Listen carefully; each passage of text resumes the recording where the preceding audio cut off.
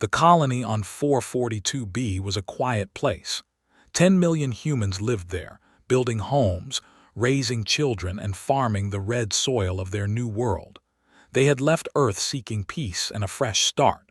They found both for nearly 50 years. Maria woke up early that morning like she always did. She made breakfast for her 2 children and kissed her husband goodbye as he left for the mining station. The sky was clear and orange, painted by the light of their distant sun. It was a beautiful day. She never saw her husband again. The first sign of trouble came at noon. Strange lights appeared in the sky, dozens of them, then hundreds. Maria thought they were meteors at first. Then the emergency sirens began to scream. They had arrived. The Dominion was an empire older than human civilization itself. They had ruled their corner of the galaxy for 11,000 years. They were tall creatures, standing 3 meters high, with skin and 6 eyes that showed no emotion. They did not conquer planets for land or power. They conquered them for food. The 8 other intelligent species, they considered it their right. Their ships descended through the atmosphere like a swarm of locusts. They were massive things, black and shaped like teardrops, with openings at the bottom that glowed with sickly green light.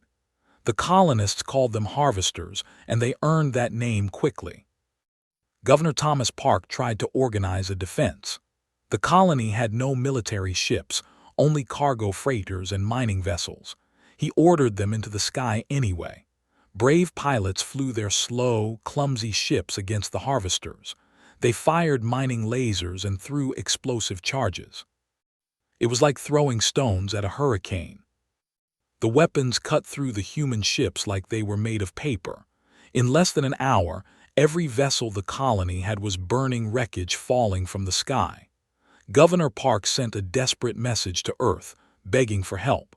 Then he picked up a rifle and joined the ground defense. The ground troops were even more terrifying than their ships. They wore armor that seemed to absorb light, and they carried weapons that turned people into ash with a single shot. They moved through the colony's cities with cold efficiency, not fighting to kill, but fighting to capture. Maria grabbed her children and ran. She joined thousands of others fleeing toward the mountains, hopping to hide in the caves there. Let them run. They were patient hunters. When the harvesters positioned themselves over the fleeing crowds, Maria understood what was about to happen. The green light from the ships grew brighter.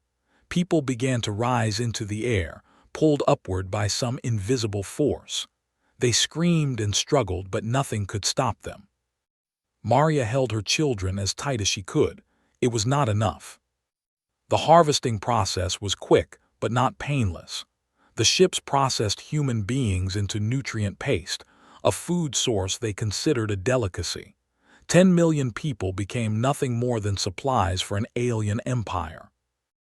Governor Park was one of the last to die.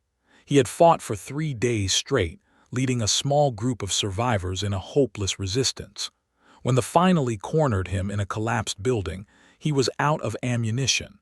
He faced them with nothing but a broken rifle and bloody fists.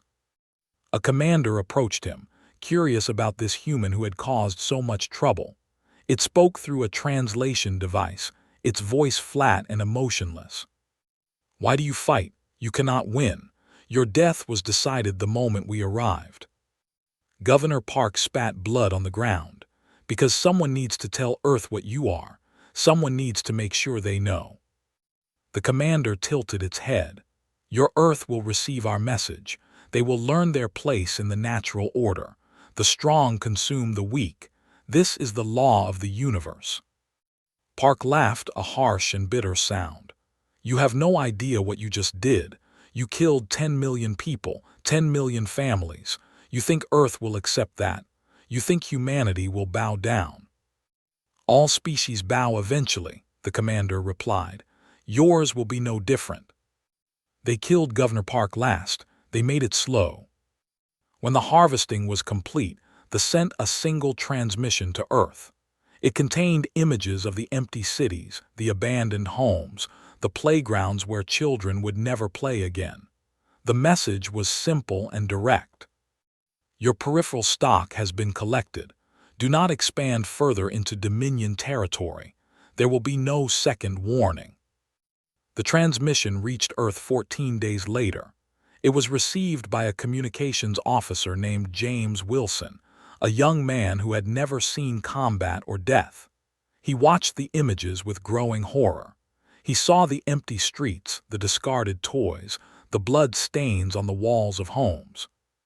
Then he saw the final image, a photograph found in the wreckage of a family home. It showed Maria and her children smiling at the camera, happy and alive. Someone had written a note on the back, "Our first spring on 442B."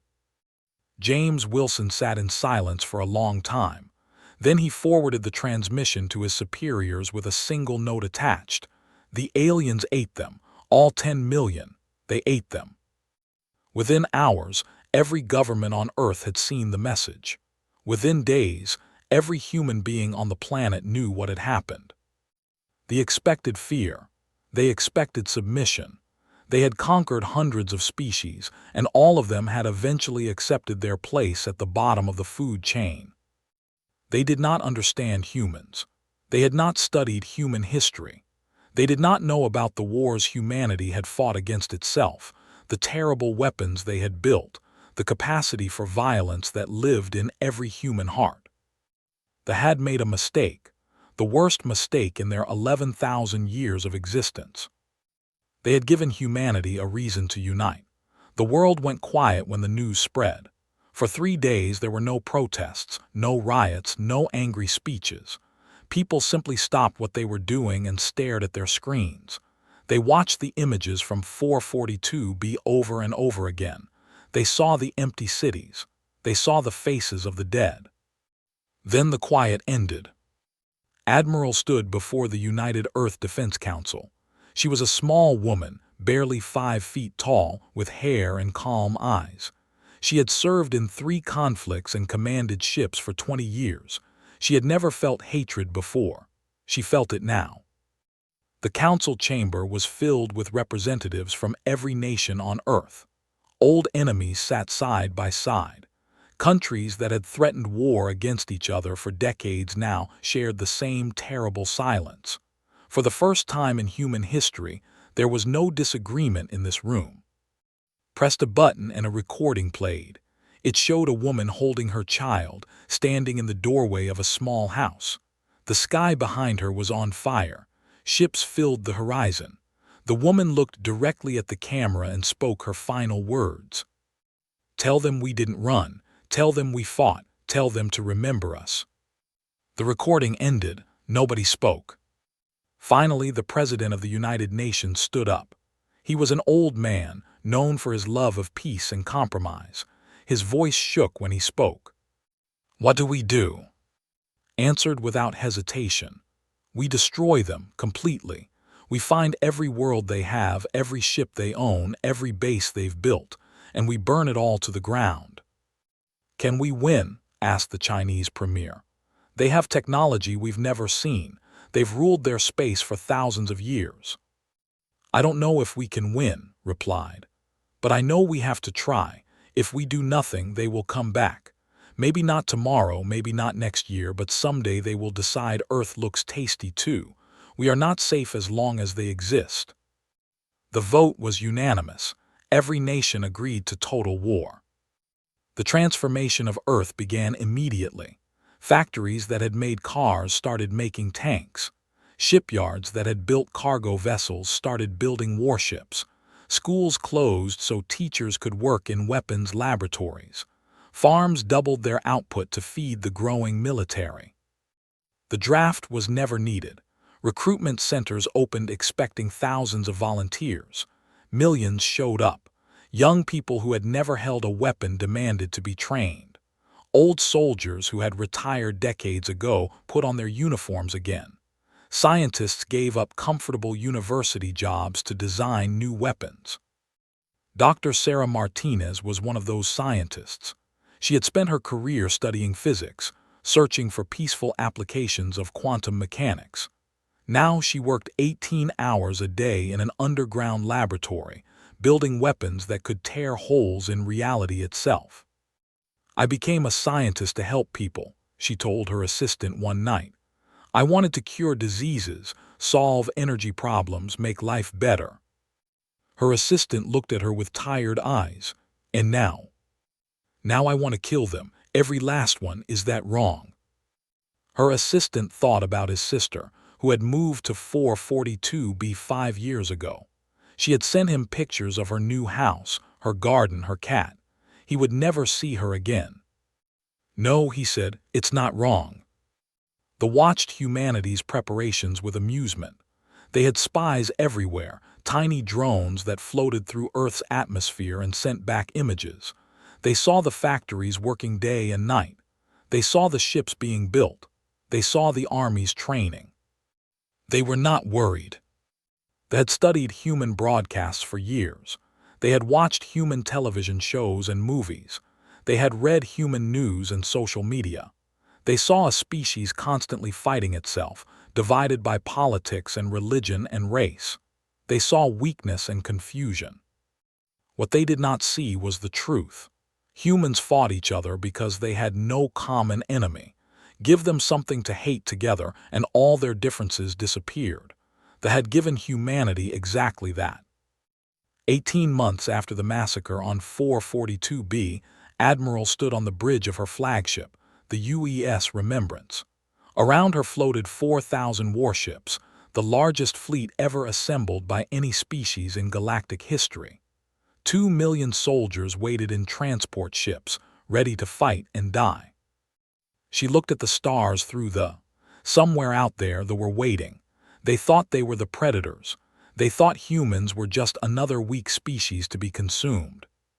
They were about to learn the truth. Picked up her communicator and spoke to the entire fleet. Her voice was calm and steady, the voice of a woman who had made peace with what she was about to do. "Today we leave Earth. Many of us will not return. I will not lie to you about that. This war will be long and bloody. They are powerful and they will fight hard to survive." She paused, letting her words sink in. "But we will win. Not because we are stronger, not because we are smarter, but because we cannot lose. We carry the memory of 10 million souls with us. Every ship in this fleet is named for someone who died on 442B. Every weapon we carry was built with their faces in our minds." Her voice grew harder. "They called us food. They called us livestock. They thought they could slaughter us like animals and we would accept it. They were wrong. We are not prey. We are the most dangerous species this galaxy has ever seen. And today, the hunters become the hunted." She gave the order. "All ships engage jump drives. Destination, space. Let's show them what happens when you hurt humanity." 4,000 ships vanished into hyperspace, carrying 2 million soldiers and the rage of an entire planet. The Retribution fleet was on its way. The Dominion had ruled unchallenged for 11,000 years. Their time was ending. 7 was a farming world on the edge of territory. 30 million lived there, growing food and raising livestock. They had never seen war. They had never needed to. The Dominion's military protected them, and no species had ever been foolish enough to attack space. Supreme Collector commanded the garrison that protected the planet. He was old by standards, nearly 400 years, and he had grown lazy in his comfortable position. When his sensors detected incoming ships, he assumed it was a supply convoy arriving early. Then he saw the numbers, 4,000 ships, impossible. He opened a channel to his fleet commanders. "What is this? Where did these ships come from?" "Unknown, Supreme Collector. The configuration matches the primitive vessels used by the species on that colony world, the humans." Made a sound that was almost a laugh. "The humans, they are sending their entire fleet against us. How touching. They must want revenge for their dead livestock." "What are your orders, Supreme Collector?" "Destroy them, obviously. Show them what happens when prey animals try to bite back." The fleet moved to intercept the human ships. They had 200 vessels, all of them larger and more advanced than anything humans had ever built. Watched the tactical display with 6 bored eyes. This would be over quickly. Then Admiral's face appeared on his screen. She was a small creature, fragile-looking, with pale skin and dark eyes. She spoke calmly, without any visible emotion. Her words were translated into language by their computers. "I am Admiral of the United Earth Fleet. I offer you one chance to surrender. Lay down your weapons. Submit to our judgment. This offer will not be repeated." Stared at the tiny human for a long moment. Then he laughed, a wet chittering sound that echoed through his command center. "You offer us surrender. You, a creature whose species we harvest like grain. Do you know who we are? Do you know what we have done to races far stronger than yours?" His expression did not change. "I know exactly what you are. I know what you did to 442B. That is why I am here." "Then you know you cannot win. Go home, little animal. Go home before we add your fleet to our food supplies." "You have made your choice," said. "Remember that." The communication ended, gave the order to attack. The battle began like all battles had begun for 11,000 years. The Dominion ships fired their weapons, expecting the enemy to crumble under the assault. Their plasma cannons had melted the hulls of 100 different species. Their shield technology was the most advanced in the galaxy. The human ships did not crumble. The first volley struck the human fleet's lead ships. The plasma splashed against shields that glowed bright blue, then faded. The human ships kept coming. Felt the first hint of confusion. That should have destroyed them. Then the humans fired back. They knew the technology. It was primitive, ancient, abandoned by advanced species millions of years ago. Metal projectiles accelerated to incredible speeds. Simple, brutal, effective. The first round punched through a ship's shields like they were not there. The projectile, a solid bar of tungsten moving at 1% of light speed, tore through the vessel from front to back. The ship exploded. In the next 10 seconds, 20 more ships died. Stood frozen at his command display. This was impossible. His ships were being destroyed by weapons that should not work against technology. The humans had somehow adapted, somehow improved, somehow found weaknesses that they did not know existed. "All ships retreat," he screamed. "Fall back to the planet, use the orbital defense platforms." His fleet tried to run. The humans did not let them. Human fighters swarmed the battlefield like angry insects. They were small and fast, piloted by humans who flew like they did not care about dying. They targeted engines, weapons, shield generators. Every weakness was exploited. Every mistake was punished. The battle lasted 11 minutes. When it ended, the fleet no longer existed.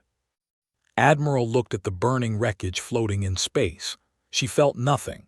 No satisfaction, no joy, not even relief. This was not about emotion. This was about necessity. "Begin the ground assault," she ordered. "Capture the planetary command center. Bring me their leader alive." The landing was swift and brutal. Human soldiers dropped from the sky in armored pods, hitting the ground and immediately moving toward their objectives. They had trained for this moment for 18 months.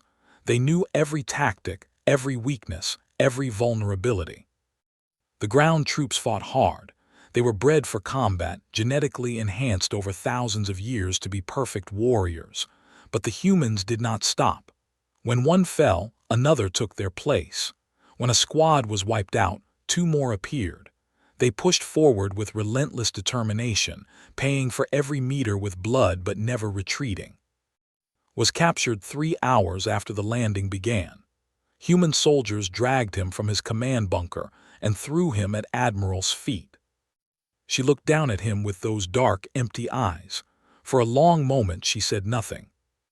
"Do you know why we are here?" she finally asked. Tried to stand tall to show dignity. "Because you are angry about your dead, because you want revenge. I understand. All species feel this way at first, but you cannot defeat the Dominion. You have won one battle. The Supreme Council will send 1,000 fleets against you. Nodded slowly. Yes, they probably will, and we will destroy every single one of them. Impossible. We have ruled for 11,000 years. We have crushed species far more powerful than yours. None of them were human, replied. None of them had what we have. And what is that? Smiled. It was not a nice smile. Memory. We remember everything. Every face, every name, every child who died screaming in your harvesting ships. We will carry that memory until every is gone from this universe. Not because we are monsters, because you gave us no other choice. She turned to her soldiers. Release him, give him a ship, let him return to his masters. Stared at her in confusion. You are letting me go. Yes, I want you to deliver a message. Tell the Supreme Council what happened here. Tell them we are coming for all of them. Tell them there will be no negotiations, no treaties, no mercy. They ate our children. Now we will erase them from existence. She leaned close, her voice dropping to a whisper. Run home, little. Run home and tell them the humans are coming. War lasted 3 years. It was the bloodiest conflict the galaxy had ever seen. After the fall of 7, the Supreme Council finally understood the danger they faced. They mobilized every ship, every soldier, every weapon in their empire. For the first time the Dominion prepared for a real war. It was not enough. The humans adapted faster than any species they had ever encountered. Within months of capturing their first ship, human scientists had figured out how their technology worked. Within a year, they had improved it. Shield generators that had protected ships for thousands of years were suddenly useless against human weapons. Admiral pushed her fleet deeper into territory. Every world they conquered, every base they destroyed brought them closer to the heart of the Empire. The names of those worlds became famous throughout human space. 3. The Tethys Nebula, the Battle of Dark Station. Each victory cost lives, but the humans kept coming. They tried everything. They sent assassins to kill human leaders. The assassins were caught and executed. They tried to poison human food supplies. Human scientists developed cures within days. They even attempted to negotiate, offering territory and resources in exchange for peace. Admiral refused every offer. They want to buy their way out of this, she told her commanders during a strategy meeting. They think we are like them. They think everyone has a price. They do not understand that some debts can only be paid in blood. But it was not just human hatred that drove the war. Something unexpected happened as the fleet moved through space. They discovered that the Dominion had many enemies. They were the first to make contact. They were a small species, four-armed and covered in blue scales, who had been conquered by the 3,000 years ago. When human ships arrived at their world, they did not fight. They surrendered immediately and begged for mercy. The human commander, a young captain named Santos, was confused. Why are you surrendering? We haven't fired a shot. The leader, an old female named, looked at him with something like hope in her large eyes. You are the humans, the ones who fight the Dominion. We have heard the stories. You do not eat the species you conquer. Santos felt sick. Eat? No, of course not, we don't do that. Then we surrender to you gladly. Anything is better than serving the. Use us however you wish. We will serve you faithfully. Santos shook his head. We're not here to conquer you, we're here to free you. Did not understand the word at first. Freedom was a concept that had been dead among her people for 30 generations. When she finally grasped what Santos meant, she began to cry. They were not alone. As human forces pushed deeper into space, they found dozens of enslaved species. The Morth, who had been forced to work in factories for 500 years. They whose children were taken as tribute and never returned. They whose had been strip-mined until nothing remained. All of them joined the human cause. Former slaves became soldiers. Conquered scientists shared their knowledge. species that had been enemies for centuries united under the human banner. The Retribution fleet grew larger with every world it liberated. The Supreme Council watched their empire crumble with growing terror. In 1,000 years of conquest, they had never considered that their victims might one day rise against them. They had believed their position was permanent, their power absolute. They had been wrong. 2 years into the war, the Council made a final desperate attempt at peace. They sent their highest diplomat, an ancient name, to meet with Admiral. He brought gifts, technology, star maps, the locations of hidden bases. He also brought something else. "We offer you the officials responsible for the attack on your colony," said. "The commanders who ordered it, the soldiers who carried it out. We will give them to you for whatever punishment you desire." Looked at him coldly. "And what do you want in exchange?" "Peace. We will withdraw from all territories your alliance claims. We will pay reparations. We will change our ways. No more harvesting of intelligent species. We will become farmers like other civilizations." For a long moment said nothing, began to feel hope. Perhaps these humans could be reasoned with after all. Then spoke. "You call those officials responsible. I call them symptoms. Your entire civilization is the disease. For 11,000 years you have eaten people. You have consumed entire species, erased entire cultures, turned intelligent beings into food. And now that you face consequences, you want to negotiate." She stood up, her small frame somehow filling the room. "There will be no negotiation. There will be no peace treaty. There will be no withdrawal because there will be no. Your empire will be dismantled. Your military will be destroyed. Your ability to harm anyone ever again will be eliminated. This is not revenge, Ambassador. This is pest control." Felt fear for the first time in his 400 years of life. He had negotiated with dozens of species, convinced mighty empires to surrender or ally with the Dominion. He had never met anyone who could not be moved by offers or threats. "You cannot do this," he whispered.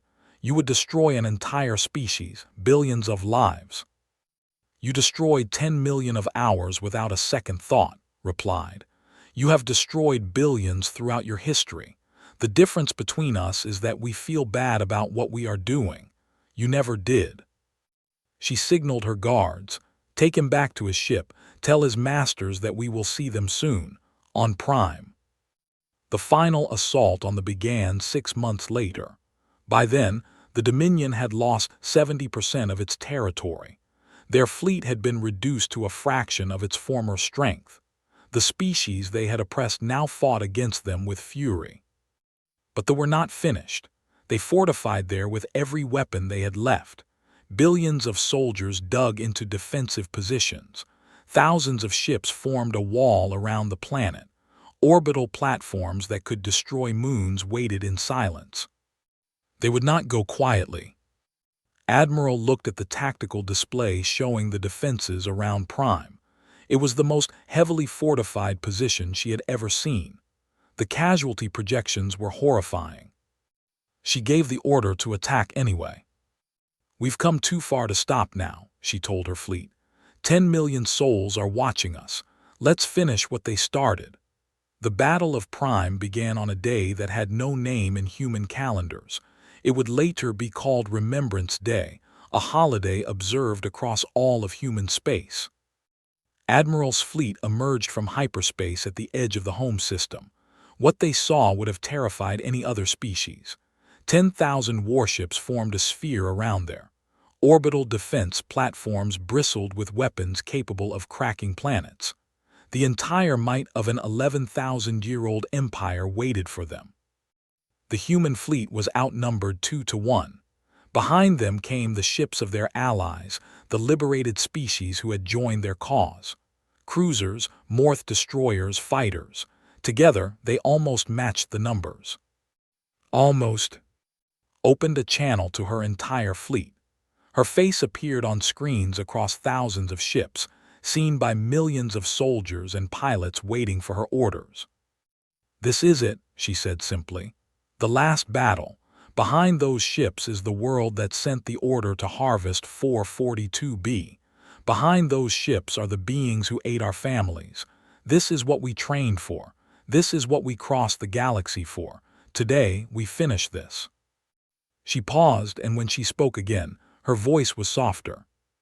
"Many of you will not survive this battle. I may not survive it myself, but we will win. Not because we are stronger or smarter, but because we carry something the never understood. We carry love. Love for the people we lost. Love for the people waiting for us back home. Love for each other." She straightened in her command chair. "All ships attack formation. Let's go bring our dead some peace." The battle began with fire that lit up the darkness of space. Human and plasma cannons exchanged fire across millions of kilometers. Ships exploded on both sides. Debris fields formed and were immediately destroyed by follow-up shots. The first day cost humanity 300 ships and 50,000 lives. The loss twice that many, but they could afford the losses more easily. They were defending their home, and every knew they had no place to retreat to. The fighting continued for 19 days. By the 10th day, both fleets had been reduced to half their original size. The space around Prime was so thick with wreckage that ships had to navigate through fields of twisted metal. Bodies floated in the void, human and alike, frozen in death. Admiral lost her flagship on the 12th day. A suicide ship had crashed directly into the Remembrance, tearing through its hull, escaped in a life pod and transferred her command to another vessel. She kept fighting. The breakthrough came on the 17th day. A group of Morth ships, crewed by former slaves who had spent their lives building weapons, found a weakness in the orbital defense network. They transmitted the information to the human fleet moments before they were destroyed. Threw everything into the gap. Human ships poured through the hole in the defenses. They took terrible losses, but they reached the planet's atmosphere. Landing ships dropped toward the surface, carrying soldiers who knew they might never leave. The ground war was even worse than the space battle. They had spent months preparing their defenses. Every city was a fortress. Every street was a kill zone. They fought with the desperation of a species facing extinction, because that was exactly what they faced. The humans fought harder. They remembered 442b. They remembered the images of empty playgrounds and abandoned homes. They remembered the recording of Maria holding her child. Every soldier carried that memory into battle, and it made them unstoppable. Street by street, city by city, they were pushed back. The humans and their allies paid for every meter with blood, but they never stopped advancing. Reinforcements arrived constantly, fresh soldiers replacing those who fell. On the 20th day, human forces reached the capital city.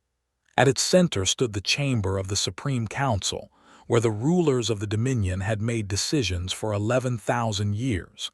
The leadership had retreated there, hoping to negotiate one final time. Admiral led the assault personally. She was 63 years old, her body covered in wounds from 3 years of war. She walked through the burning streets with a rifle in her hands, surrounded by soldiers who would die for her without hesitation. The last defenders fell at the chamber's gates. Human soldiers blasted through the doors and found the Supreme Council waiting inside. 12 ancient, the oldest and most powerful of their species, sat around a circular table. The Supreme Archon, the eldest among them, rose as entered. He was over 1,000 years old, his skin wrinkled and spotted with age. He had overseen the conquest of dozens of species during his lifetime.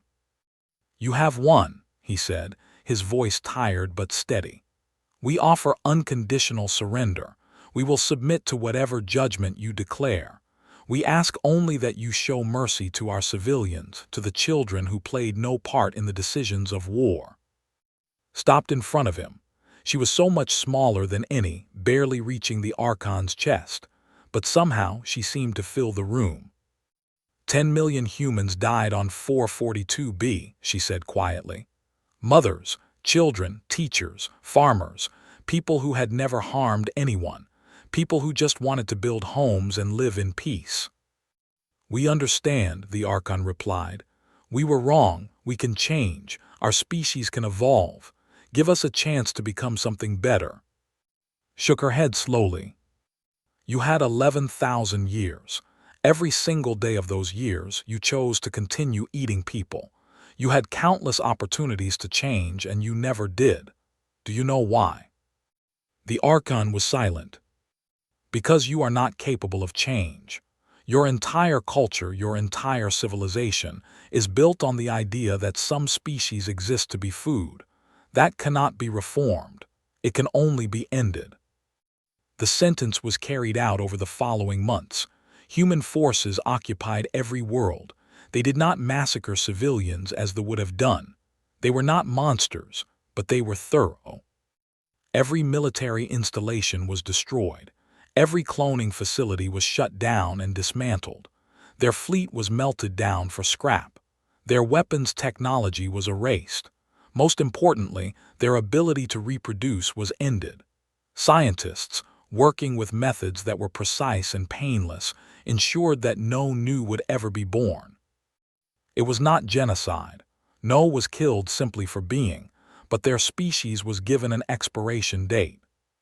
The last died 40 years later in a medical facility on Earth. He had been a child when the war ended, too young to remember his people's crimes. Human nurses cared for him in his final days, feeding him, keeping him comfortable. He died peacefully in his sleep. The nurse who found his body sat beside him for a long time. She felt sadness, but also relief. The universe was finally safe from the species that had eaten her grandmother on 442b. On the anniversary of the massacre, every human settlement in the galaxy observes a moment of silence. Ships pause their journeys. Factories stop their machines. Children stop playing and stand quietly with their parents. Then, as tradition demands, they speak the words together. "We remember, we endured, and when they came for us, we answered." A monument stands on 442b now.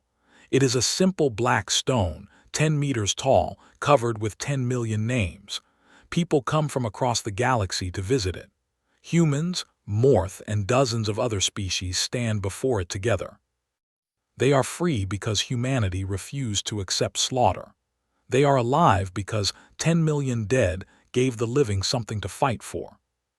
The galaxy watches humanity now with a mixture of admiration and fear. They were ancient and powerful, and humans erased them within a single generation. Other species whisper among themselves, passing down warnings to their children. Do not harm humans. Do not threaten their families. Do not mistake their kindness for weakness. Because when humanity is pushed beyond breaking, it does not bend. It breaks the thing that pushed it. And it never, ever forgets.